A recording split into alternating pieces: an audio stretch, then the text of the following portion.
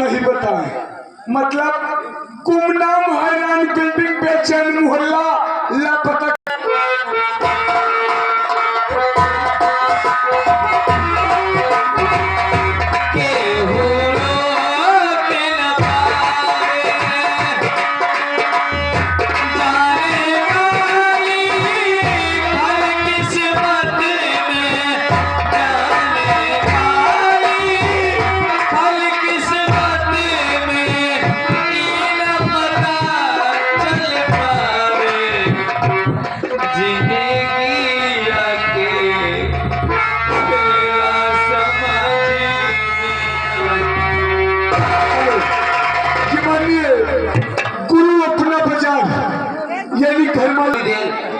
यहीं पर मैं कश्ती का इंतजार करूंगा, लेकिन आएगी तो आज उससे बात नहीं करूंगा।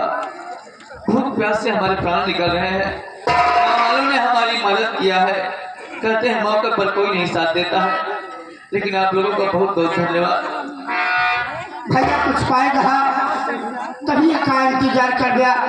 अब चली कर देखा कुछ नाश्ता पानी कर लेता भैया। देख ली कल किया हुआ तो वही साथ में चला जाए। देख लो भैया।